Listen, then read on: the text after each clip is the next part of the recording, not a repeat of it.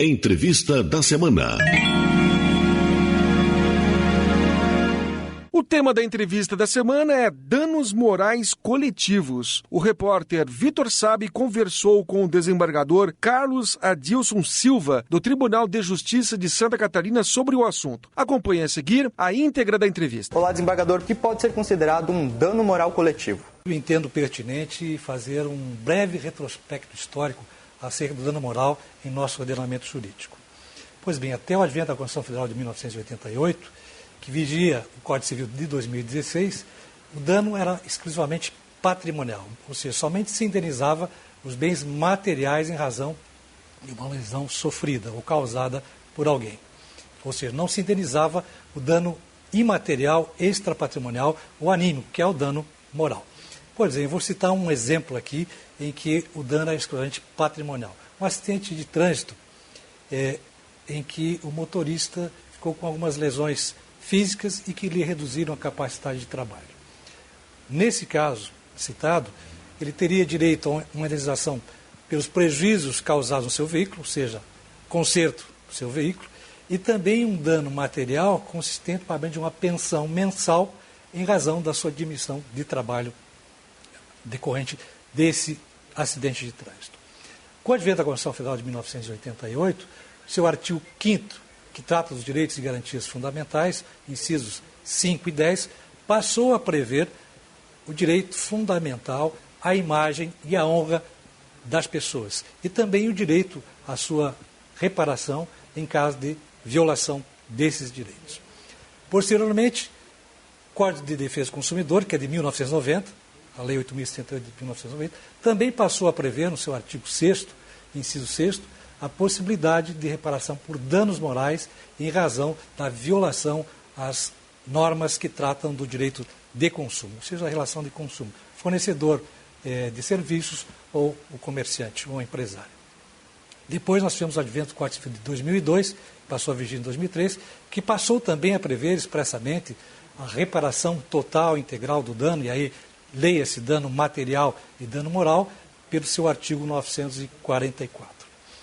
Em relação ao dano moral coletivo, houve no início um dissídio no âmbito da jurisprudência e da doutrina pátrias, por quanto se entendia que era descabido, porque o dano moral, no entendimento até então vigente, era aquele que atingia a honra subjetiva do ser humano, ou seja, aquele sentimento de dor, aquele abalo psicológico que é passível de sofrer apenas um indivíduo, e não uma coletividade.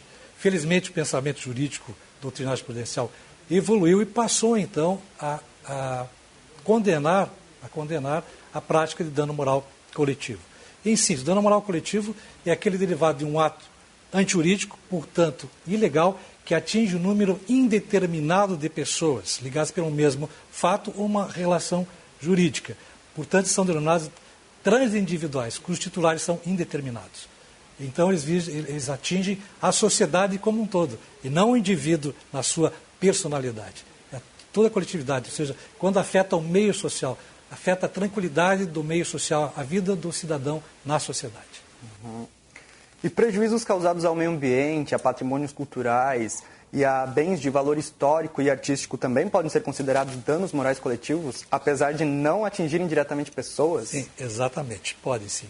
A Constituição Federal, no seu artigo 225, parágrafo 3º, e a Lei Nacional da Política do Meio Ambiente, prevêem o direito ao meio ambiente sadio e equilibrado, e também a sua reparação em caso da sua violação. A Lei da Ação Popular, a Lei 4.717, de 1965, que resguarda o patrimônio histórico e cultural. No pertinente ao patrimônio histórico e cultural, eu desconheço ainda a existência de alguma condenação pelos tribunais em caso da sua violação, mas eu penso que em tese é possível sim, como por exemplo, uma destruição de uma edificação tombada pelo patrimônio histórico, que está violando, portanto, o interesse de toda uma coletividade. Os cidadãos que vieram para aquela cidade, então pode haver em tese também. Em relação ao meio ambiente, a reparação tem que ser integral. Então nós falamos quando há um dano ao meio ambiente, por exemplo, uma poluição causada no mar, num rio, a recuperação tem que ser integral. Ou seja, o que é a recuperação integral? Deve haver a reparação do dano material causado pela violação às normas do direito ambiental, a adoção de práticas tendentes a evitar a repetição desses atos e também, eventualmente, um dano moral coletivo que atingiu a sociedade, retirou a tranquilidade da sociedade. E aqui eu vou citar um exemplo. No mês de novembro do ano pretérito, a primeira Câmara de Direito Público, da qual eu faço parte, e eu fui relator de uma apelação civil em que houve a condenação de um psicultor numa cidade do interior de Santa Catarina, porque quando ele possuía 17 açudes e fazer a limpeza, a água acabou indo correndo para um rio. E esse rio que abastecia a cidade. Contaminou, portanto, as águas do rio, faziam que a Casan, que é a empresa fornecedora de serviços, tivesse que triplicar a adoção de medidas preventivas para evitar a contaminação da água e até mesmo suspender os serviços da Casan, atingindo, portanto, a coletividade daquela cidade. Então, dano moral coletivo e ambiental. Naquela hipótese, a condenação foi de R$30 mil. Recentemente, também, no ano passado, o Superior Tribunal de Justiça, um recurso oriundo do Estado de São Paulo, condenou a empresa petrolífera também a dano moral coletivo em razão do vazamento de óleo que atingiu todo o litoral norte paulista, cidade de São Sebastião, causando graves danos marinhos, à população local. Então, aí também é uma hipótese de dano moral ambiental coletivo. No caso, a indenização foi arbitrada em R$600 mil. E, desembargador, judicialmente, cabe a quem pedir reparos por danos morais coletivos? Nós estamos aí falando da legitimação ativa para mover as ações. O veículo jurídico adequado é a ação civil pública, da qual é titular o Ministério Público Estadual, o Ministério Público Federal, no âmbito das suas respectivas competências. Também as entidades de defesa do consumidor também podem mover ações civis públicas na defesa dos interesses de seus associados. Mas esse valor é fixado numa pecúnia. Essa quantia, nós falamos não em pagamento de prejuízo causado, mas sim uma compensação pecuniária que é fixada em dinheiro pelo juiz ou tribunal, dependendo do caso, que serve para compensar os danos coletivos causados aos consumidores. Bom, desembargador, mas para punir é preciso que haja efetiva comprovação de que houve prejuízos. Mas como examinar e mensurar a gravidade de um dano moral coletivo? Bom, ele é imensurável, na verdade é imensurável, e o prejuízo é potencial, não é efetivo.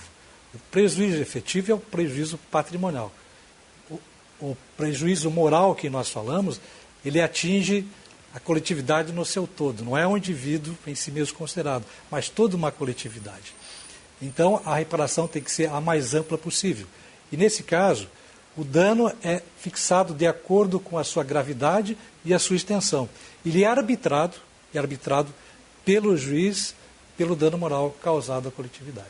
E para onde vai e como é aplicado o dinheiro dessas indenizações? Bem, no âmbito do Estado de Santa Catarina, existe a lei, que é uma lei de 2011, a lei do Fundo para a Reconstituição de Bens Lesados. É administrado por um conselho gestor, que é presidido pelo Ministério Público Estadual, atualmente o Dr. Fábio de Souza Trajano, subprocurador de Justiça, e também integrado, esse conselho também é integrado por diversas entidades, como a Fátima, o Instituto Geral de Perícias, a Polícia Militar Ambiental, o PROCON estadual também. E qual é a destinação desses recursos? Isso é importante destacar.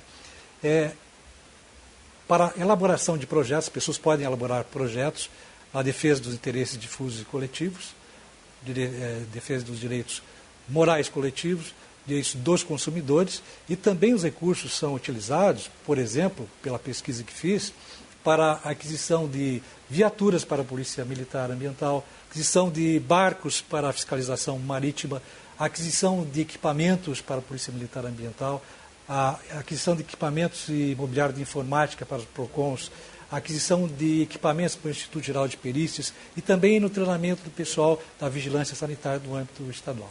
Bom, o artigo 81 do Código de Defesa do Consumidor, que prevê os interesses e direitos coletivos, também trata dos interesses e direitos difusos ou danos sociais. Qual é a diferença entre os danos morais coletivos e os danos sociais?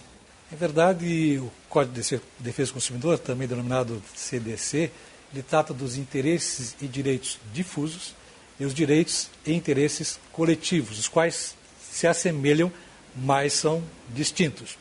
Os interesses e direitos difusos são aqueles denominados transindividuais. Eles atingem um número indeterminado de pessoas que estão ligadas com uma relação jurídica fática. Eles são indivisíveis. Atinge, portanto, um número indeterminado de titulares. Não é possível se identificar quais são os titulares, porque é a coletividade no seu todo. Já os danos, os interesses e direitos coletivos são aqueles pertencentes a um grupo determinado de pessoas, um grupo que é possível de identificá-los, que decorre de uma relação jurídica contratual, como, por exemplo, os planos de saúde, poderíamos citar também os planos de telefonia. Existe uma relação contratual que, em caso de violação, autoriza o ajuizamento de uma ação individual pelo consumidor que teve seu direito violado, ou também uma ação coletiva por uma entidade de associação, por exemplo, o Instituto de Defesa do Consumidor, ou mesmo pelo Ministério Público Estadual ou Federal, dependendo do âmbito da sua atuação. E eu vou citar 2 exemplos aqui para deixar mais claros. As duas hipóteses. Interesses e direitos difusos. Recentemente, o Tribunal de Justiça do Rio Grande do Sul condenou, aí no âmbito do direito do consumidor, condenou um comerciante atacadista do Ceasa do Rio Grande do Sul ao pagamento de indenização por danos morais coletivos no importe de R$60 mil, em razão da comercialização de pepinos, cuja utilização era proibida pela Anvisa. Então nós temos aqui, não podemos determinar o número de pessoas que foram atingidas, aquelas pessoas que compraram esse produto. Portanto, nós estamos tratando de direitos difusos, transindividuais. No segundo exemplo que eu vou citar, relativos aos direitos sociais. Artigo 6 da Constituição Federal, no caso específico, direito ao trabalho. Uma determinada instituição financeira foi condenada pelo Tribunal Superior do Trabalho ao pagamento de indenização por dano moral coletivo, no importe de R$600 mil, revertido ao Fundo de Amparo ao Trabalhador, pela violação ao direito dos trabalhadores vinculados àquele banco, porque houve a constatação em 8 reclamatórios trabalhistas da prática de assédio moral no ambiente do trabalho. Então, aqui é possível identificar quais são os sujeitos dessa relação jurídica, os titulares que estão ligados com a relação jurídica contratual com o banco.